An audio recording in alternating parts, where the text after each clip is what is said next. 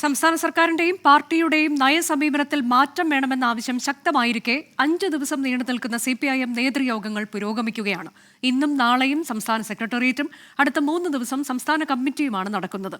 ഭരണവിരുദ്ധ വികാരമല്ല തോൽവിക്ക് കാരണമെന്ന് മുഖ്യമന്ത്രി ആവർത്തിക്കുമ്പോഴും പാർട്ടി തലങ്ങളിലടക്കം തിരുത്തൽ വേണമെന്ന് മുതിർന്ന നേതാക്കൾക്ക് അഭിപ്രായമുണ്ട്. നേതൃയോഗങ്ങളിൽ ആരെങ്കിലും ഇത് ഉന്നയിക്കുമോ എന്നതാണ് ശ്രദ്ധാവിഷയം. കെ രാധാകൃഷ്ണന് പകരം മറ്റൊരു മന്ത്രി വേണോ അതോ ചുമതല ആർക്കെങ്കിലും കൈമാറിയാൽ മതിയോ എന്ന കാര്യത്തിലും തീരുമാനമുണ്ടാകും. അലക്സ് റാം മുഹമ്മദ് വിവരങ്ങളുമായി. അലക്സ്, വളരെ പ്രധാനപ്പെട്ട നേതൃയോഗമാണ് CPIMൻ്റേത് നടക്കുന്നത്. ഇതിൽ സംസ്ഥാന സെക്രട്ടറി തോൽവിയുടെ കാരണങ്ങൾ പരിശോധിക്കും, അതിൽ തിരുത്തലുകൾ വേണ്ടതുണ്ടെങ്കിൽ തിരുത്തണം എന്ന് നേരത്തെ പറഞ്ഞിട്ടുണ്ട്.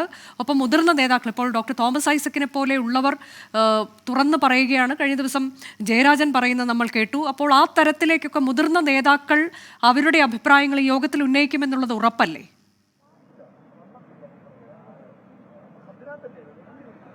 അനുജ, നിസ്സംശയം പറയാം. കാരണം CPIMന്റെ സംസ്ഥാന സെക്രട്ടറി തന്നെ ഈ തോൽവി വിലയിരുത്തിയത് നല്ല വൃത്തിക്ക് തോറ്റു എന്നാണ് അദ്ദേഹം മാധ്യമങ്ങളോട് പറഞ്ഞത്. അത് അങ്ങനെ തന്നെ പാർട്ടി വിലയിരുത്തുന്നുണ്ട് താനും. കാരണം 2019 കനത്ത പരാജയത്തിനു പിന്നാലെ 2024 അത് ചെറിയ രീതിയിലെങ്കിലും മാറ്റം ഉണ്ടാകുമെന്ന് പാർട്ടി പ്രതീക്ഷിച്ചിരുന്നു. ഈ വലിയ രീതിയിലുള്ള അവകാശവാദം അവർ ഉന്നയിച്ചിരുന്നെങ്കിൽ ഒരു 12 സീറ്റെങ്കിലും ജയിക്കുമെന്ന് അവകാശവാദം അവർ ഉന്നയിക്കുമ്പോഴും ഈ 2019 ഈ തോൽവിയിലേക്ക്, ദയനീയ തോൽവിയിലേക്ക് കൂപ്പുകുത്തില്ല എന്ന് CPIM കണക്കുകൂട്ടിയിരുന്നു. പക്ഷേ സംഭവിച്ചത് അതൊന്നുമല്ല. ശക്തി കേന്ദ്രങ്ങളിലടക്കം വോട്ട് ചോർച്ചയുണ്ടായി. നല്ല രീതിയിൽ തന്നെ പാർട്ടിയിൽ നിന്ന് വോട്ട് ഒഴുകുന്നതാണ് കണ്ടത്. ഇത് ഇഴകേറി പരിശോധിക്കാനാണ് CPIMന്റെ തീരുമാനം. അപ്പോൾ തന്നെ ചില നേതാക്കൾ അവരുടെ അഭിപ്രായം ഈ പാർട്ടി ഫോറങ്ങളിലല്ലാതെ പുറത്ത് പറയുന്നു എന്നുള്ളതും ഏറ്റവും ശ്രദ്ധേയമായ കാര്യമാണ്. പാർട്ടിയുടെ കേന്ദ്ര കമ്മിറ്റി അംഗം തോമസ് ഐസക് നടത്തിയ ആത്മവിമർശനം ശ്രദ്ധേയമാണ്. അദ്ദേഹം പറയുന്നത് പാർട്ടിയിൽ തിരുത്തൽ വേണമെന്ന് അദ്ദേഹം തന്നെ സമ്മതിക്കുകയാണെന്നുള്ളതാണ് ഏറ്റവും പ്രധാനപ്പെട്ട കാര്യം. തുറന്ന മനസ്സോടെ ജനങ്ങളെ കേൾക്കാൻ, അല്ലെങ്കിൽ അവരുടെ വിമർശനങ്ങൾ കേൾക്കാൻ തയ്യാറാകണമെന്നാണ് തോമസ് ഐസക്കിന്റെ വിമർശനമായി പുറത്തു വന്നിട്ടുള്ളത്. പാർട്ടി അനുഭാവികളുടെ പോലും വോട്ട് നഷ്ടപ്പെടുന്ന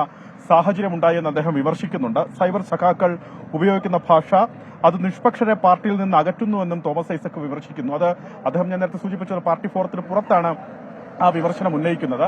ഈ ഘടകങ്ങളിലൊന്നും ഇല്ലായെങ്കിൽ പോലും ജി സുധാകരനെ പോലുള്ള മുതിർന്ന നേതാക്കൾ അവരും ഇത്തരം വിമർശനങ്ങൾ ഉന്നയിക്കുന്നുണ്ട്. എന്താണെങ്കിലും CPIMന്റെ നേതൃയോഗങ്ങൾ ഇന്ന് ആരംഭിച്ചിരിക്കുന്നു. 5 ദിവസവും നീണ്ടു നിൽക്കും. ഈ തോൽവി, അതിന്റെ കാരണം എന്താണെന്ന് ഇഴകേറി പരിശോധിക്കുകയാണ് പാർട്ടി. ഇന്ന് രാവിലെ 10 മണിക്ക് ആരംഭിച്ച ഈ സംസ്ഥാന സെക്രട്ടേറിയറ്റ് ഇപ്പോഴും തുടരുകയാണെന്നുള്ളതാണ് ഏറ്റവും പ്രധാനപ്പെട്ട കാര്യം. അതിനിയും പൂർത്തിയായിട്ടില്ല. സ്വാഭാവികമായി ഇതിനുള്ളിൽ ഈ വിമർശനങ്ങൾ നേതാക്കൾ ഉന്നയിച്ചേക്കാം. പക്ഷേ സർക്കാരിന്റെ ഈ പ്രവർത്തനങ്ങൾ അത് തിരിച്ചടിയായില്ല എന്ന് മുഖ്യമന്ത്രി വിശദീകരിക്കുന്നുണ്ട്. പക്ഷെ അതുപോലും പരിശോധിക്കുമെന്നാണ് പാർട്ടി സെക്രട്ടറിയുടെ നിലപാട്. അങ്ങനെയെങ്കിൽ ഈ യോഗങ്ങളിൽ അതേതൊക്കെ നേതാക്കൾ അത്തരം വിമർശനങ്ങൾ മുന്നോട്ട് വയ്ക്കും, അത് സംസ്ഥാന സർക്കാരിന്റെ ഭരണപരാജയമുണ്ടോ എന്നുള്ളതടക്കമുള്ള ഏതൊക്കെ വിമർശനങ്ങൾ മുന്നോട്ട് വയ്ക്കും എന്നുള്ളതാണ് ശ്രദ്ധേയമായ കാര്യം. എന്താണെങ്കിലും ഇന്നും നാളെയും ഈ സെക്രട്ടേറിയറ്റ് തുടരും. അടുത്ത 3 ദിവസം സംസ്ഥാന കമ്മിറ്റിയും ചേരുന്നുണ്ട്. അനുജ, അതെ, അത്തരത്തിലേക്കുള്ള നേതൃയോഗം പുരോഗമിക്കുമ്പോൾ അതിൽ വളരെ പ്രധാനപ്പെട്ട കാര്യങ്ങൾ ചർച്ചാ വിഷയമാകുമെന്ന സൂചനയാണ് അലക്സ് റാം മുഹമ്മദ് നൽകിയത്.